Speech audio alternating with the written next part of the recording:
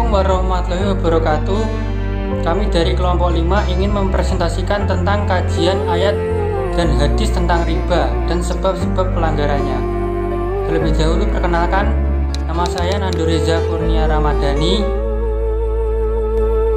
Perkenalkan, nama saya Harja Berseri, kulit putih bersih merah di pipi. Nama saya Nita Wulandari, NIM 158. Istri Rasulullah. Sungguh sweet Nabi mencintamu, hingga Nabi minum di bekas bibirmu.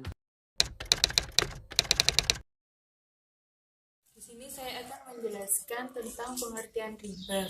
Pengertian riba.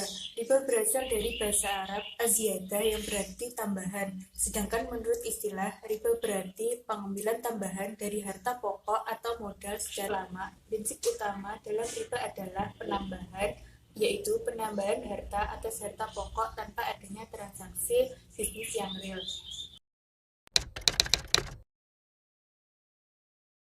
Yang kedua yaitu macam-macam riba.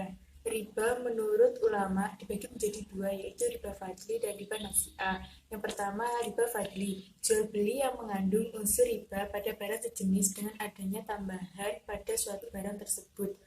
Yang kedua yaitu riba nasi'ah, memberikan kelebihan terhadap pembayaran dari yang ditangguhkan, memberikan kelebihan pada benda dibanding utang pada benda yang ditakar atau ditimbang yang berbeda jenis atau selain dengan yang ditakar dan ditimbang yang sama jenisnya. Yang kedua yaitu menurut ulama Syafi'iyah, riba dibagi menjadi tiga, yaitu riba fadli, riba nasi'ah, dan riba yad. Yang pertama yaitu riba fadli, yaitu jual beli yang disertai adanya tambahan salah satu pengganti atau penukar dari yang lainnya. Yang kedua yaitu riba nasi'ah, yaitu jual beli yang pembayarannya diakhirkan tetapi ditambahkan harganya. Yang ketiga yaitu riba yad, yaitu jual beli dengan mengakhirkan penyerahan, yakni bercerai-berai antara dua orang yang akad sebelum timbang terima.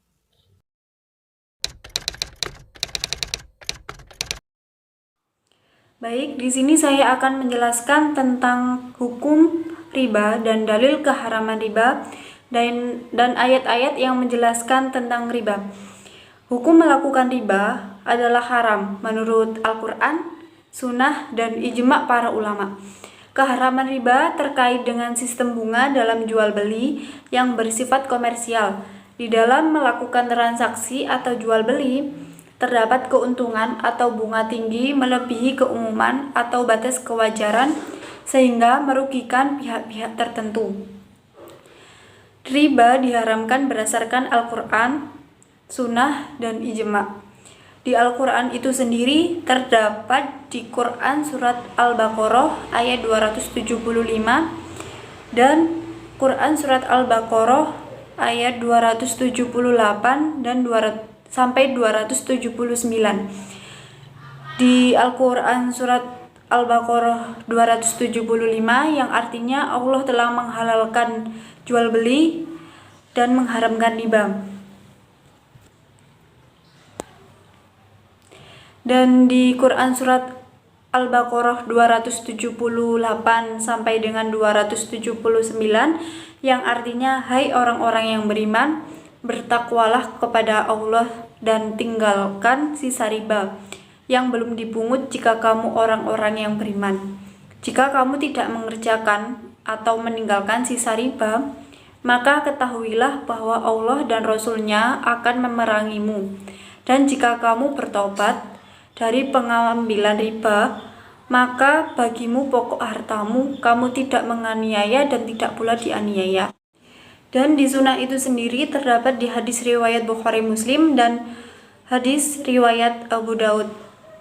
Yang kita bahas hadis riwayat Bukhari Muslim dulu ya, yang artinya Abu Hurairah radhiyallahu an berkata bahwa Nabi SAW bersabda, tinggalkanlah 7 dosa yang dapat membinasakan. Sahabat Nabi bertanya, apa itu ya Rasulullah? Jawab Nabi, syirik. Yang kedua, berbuat sihir. Yang ketiga, membunuh jiwa yang diharamkan Allah. Yang keempat, makan harta riba. Yang kelima, makan harta anak yatim. Yang keenam, melarikan diri dari perang jihad pada saat berjuang. Yang ketujuh, menuduh wanita mukminat yang sopan berkeluarga dengan tuduhan zina. Dan di hadis riwayat Abu Daud itu sendiri, yang artinya diriwayatkan oleh Ibnu Mas'ud radhiyallahu an bahwa Rasulullah SAW telah melaknat pemakan riba yang mewakilinya, saksinya, dan penulisnya. Dan di ijma itu sendiri menjelaskan seluruh ulama sepakat bahwa riba diharamkan dalam Islam. Dan ayat-ayat yang membahas tentang riba yaitu terdapat di surah Al-Baqarah ayat 275 sampai dengan 281,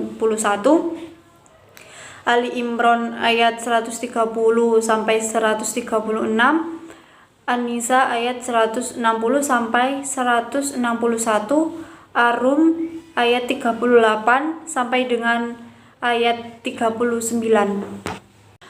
Dan di Quran surat Al-Baqarah ayat 275 sampai dengan 281, yang artinya orang-orang yang memakan riba tidak dapat berdiri melainkan seperti berdirinya yang kemasukan setan karena gila.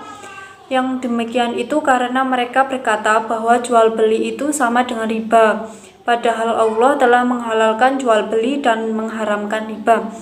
Barang siapa mendapat peringatan dari Tuhannya, lalu dia berhenti, maka apa yang telah diperolehnya dahulu menjadi miliknya, dan urusannya terserah kepada Allah. Barang siapa mengulangi, maka mereka itu penghuni neraka, mereka kekal di dalamnya. Allah memusnahkan riba dan menyuburkan sedekah, dan Allah telah menyukai setiap orang yang tetap dalam kekafiran dan bergelimang dosa. Sungguh orang-orang yang beriman mengerjakan kebajikan, mengerjakan sholat dan menunaikan zakat, mereka mendapat pahala di sisi Tuhannya. Tidak ada rasa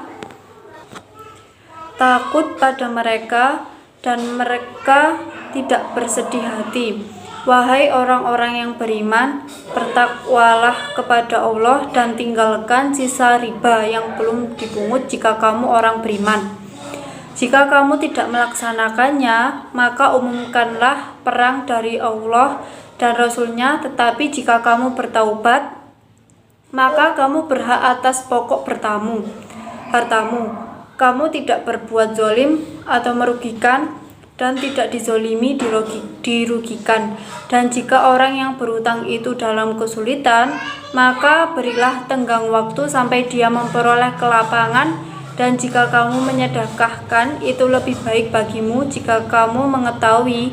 Dan takutlah pada hari ketika kamu semua dikembalikan kepada Allah, kemudian setiap orang diberi balasan yang sempurna sesuai dengan apa yang telah dilakukan, dan mereka telah dizolimi atau dirugikan.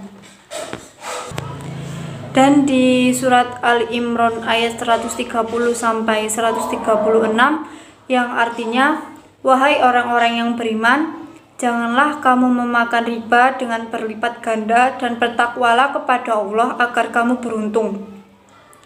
Dan peliharalah dirimu dari api neraka dan yang disediakan bagi orang-orang kafir, dan taatlah kepada Allah dan Rasul Muhammad agar kamu diberi rahmat, dan bersegeralah kamu mencari ampunan dari Tuhanmu dan mendapatkan surga yang luasnya seluas langit dan bumi yang disediakan bagi orang-orang yang bertakwa, yaitu orang yang berinfak baik di waktu lapang maupun sempit, dan orang-orang yang menahan amarahnya dan memaafkan kesalahan orang lain, dan Allah mencintai orang yang berbuat kebaikan. Dan juga orang-orang yang apabila mengerjakan perbuatan keji atau menzolimi diri sendiri, segera mengingat Allah lalu memohon ampunan atas dosanya, dan siapa lagi yang dapat mengampuni dosa-dosa selain Allah. Dan mereka tidak meneruskan perbuatan dosa itu sedang mereka mengetahui. Balasan bagi mereka ialah ampunan dari Tuhan mereka dan surga-surga yang mengalir di bawahnya sungai-sungai. Mereka kekal di dalamnya dan itulah sebaik-baiknya pahala bagi orang-orang yang beramal.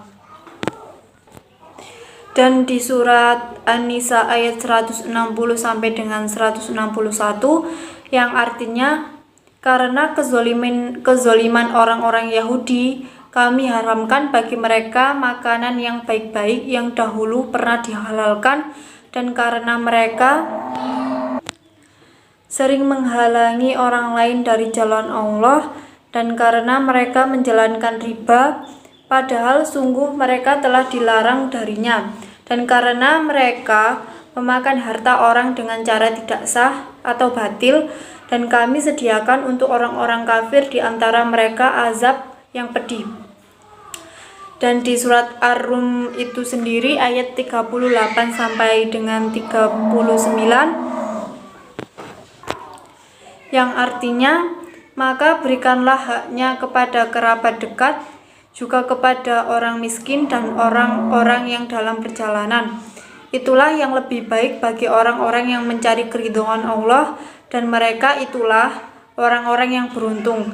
Dan semua riba atau tambahan yang kamu berikan agar harta manusia bertambah, maka tidak bertambah dalam pandangan Allah. Dan apa yang kamu berikan berupa zakat yang kamu maksudkan untuk memperoleh keridhaan Allah, maka itulah orang-orang yang melipat gandakan pahalanya.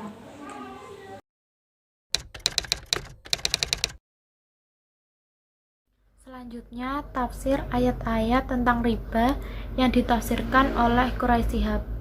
Yang pertama, ada Al-Baqarah ayat 276. Bunyi tafsirnya, Allah memusnahkan atau meniadakan berkah pungutan tambahan dari praktek riba dan memberikan berkah kepada harta yang disedekahkan serta membalasnya dengan balasan berlipat ganda.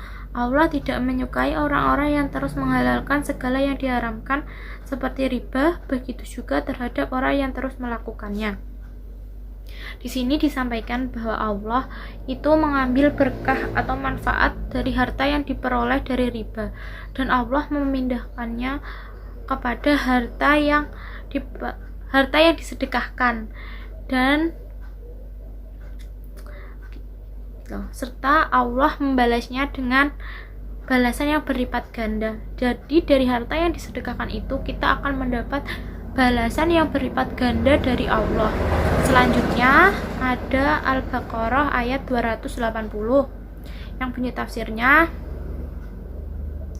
kalau ada yang kesulitan membayar, berikanlah ia tenggang waktu ketika tiba masa jatuh tempo sampai ia betul-betul mampu. Sedekah kalian kepadanya dengan membebaskan semua utang atau sebagiannya sungguh baik sekali.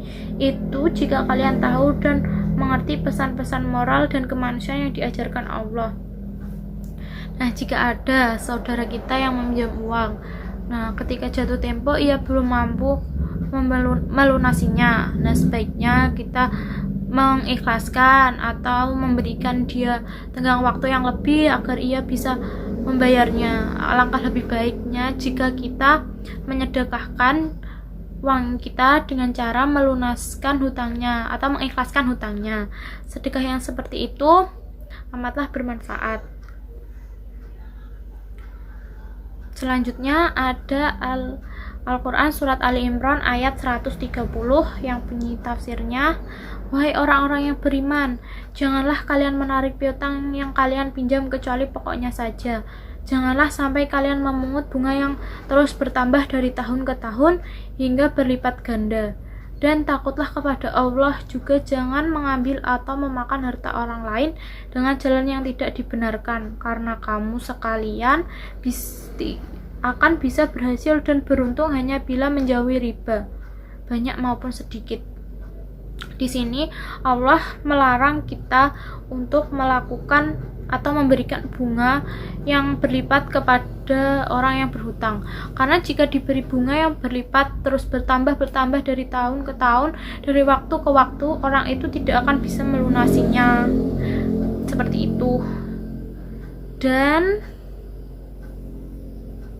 kita bisa berhasil dan beruntung hanya bila menjauhi riba banyak maupun sedikit. Jadi riba itu benar-benar tidak menguntungkan bagi kita ataupun orang yang berhutang. Selanjutnya ada Al-Quran surat Ali Imran ayat 134 yang bunyi tafsirnya, mereka adalah orang-orang yang membelanjakan hartanya baik dalam keadaan cukup, kurang mampu maupun tidak mampu demi mendapatkan perkenaan Allah. Kemudian di samping itu juga menahan marah sehingga tidak sampai membalas, terutama kepada orang yang berbuat tidak baik kepada mereka, bahkan memaafkannya. Mereka itu termasuk orang-orang yang berbuat baik dan Allah akan selalu memberi pahala perkenaan kepadanya seperti ini. Yang dimaksud di sini adalah orang-orang yang meskipun keadaannya tidak berkecukupan, sederhana, itu masih membelanjakan hartanya untuk kepentingan bersama, membantu sesama. Dan orang-orang yang menahan dirinya agar tidak marah dan terus bersabar kepada orang-orang yang berbuat buruk kepadanya. Orang-orang seperti inilah adalah orang yang kelak akan mendapat rahmat dari Allah Subhanahu wa taala. Selanjutnya ada Quran surat An-Nisa ayat 161 yang bunyi tafsirnya, karena mereka memberlakukan riba padahal Allah telah mengharamkan, dan karena memakan harta yang secara tidak benar. Agama memberikan hukuman berupa pengharaman makanan yang baik kepada mereka. Sesungguhnya Allah telah menyediakan bagi orang kafir siksa yang menyakitkan. Nah, di sini dijelaskan lagi bahwa Allah sudah menyediakan siksa bagi orang-orang kafir dan juga orang-orang yang terus melaksanakan riba. Jadi sebaiknya kita menghindari praktek riba. Selanjutnya ada Al-Quran surat Ar-Rum ayat 39 yang bunyi tafsirnya, harta yang kalian berikan kepada orang-orang yang memakan riba dengan tujuan untuk menambah harta mereka tidak suci di sisi Allah dan tidak akan diberkahi. Sedekah yang kalian berikan dengan tujuan untuk mengharapkan ridha Allah tanpa riya dan mengharapkan upah, maka itulah orang-orang yang memiliki kebaikan yang berlipat ganda. Nah, di sini jelaskan bahwa harta yang kalian berikan kepada orang yang memakan riba dengan tujuan untuk menambahkan harta mereka. Harta-harta yang diperoleh dari riba itu harta yang tidak suci di sisi Allah dan tidak akan diberkahi. Nah, sedangkan harta yang disedekahkan itu adalah harta yang memiliki kebaikan dan juga akan mendapatkan kebaikan dari Allah yang berlipat ganda.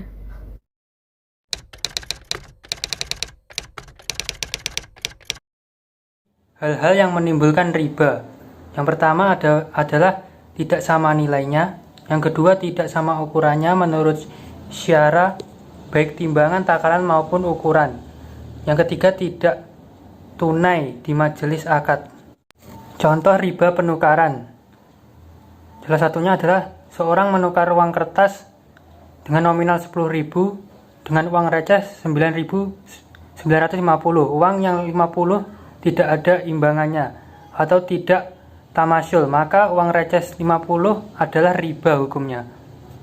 Yang selanjutnya adalah dampak dari praktek riba. Praktek riba itu sendiri mempunyai dampak-dampak sebagai berikut. 1. Menyebabkan eksploitasi oleh si kaya terhadap si miskin, sehingga menjadikan si kaya semakin berjaya dan si miskin tambah sengsara. Yang kedua, dapat menyebabkan kebangkrutan usaha bila tidak disalurkan pada kegiatan-kegiatan yang produktif, karena kebanyakan modal yang dikuasai oleh pengelola justru disalurkan dalam pengkreditan berbunga yang belum produktif. Yang ketiga, menyebabkan kesenjangan ekonomi yang pada gilirannya bisa mengakibatkan kekacauan sosial. Yang keempat, bahaya buat masyarakat dan agama. Yang kelima, para ahli ekonomi berpendapat bahwa penyebab utama krisis ekonomi adalah bunga yang dibayar sebagai penjamin modal atau dengan singkat bisa disebut riba. Yang keenam, riba dapat menimbulkan overproduksi. Yang ketujuh, riba dapat meretakkan hubungan, baik hubungan antara orang per orang maupun negara antar negara. Yang kedelapan adalah seringan-ringannya dosa riba, yaitu seperti halnya kita berijma dengan ibu kita sendiri, menurut Ibnu Majah dan Al-Hakim. Yang kesembilan, mendapat laknat dan kelak di yaumil qiyamah mereka pelaku riba. Allah dan Rasulnya akan memerangi mereka, dibangkitkan dalam keadaan gila dan mereka kekal di dalam neraka.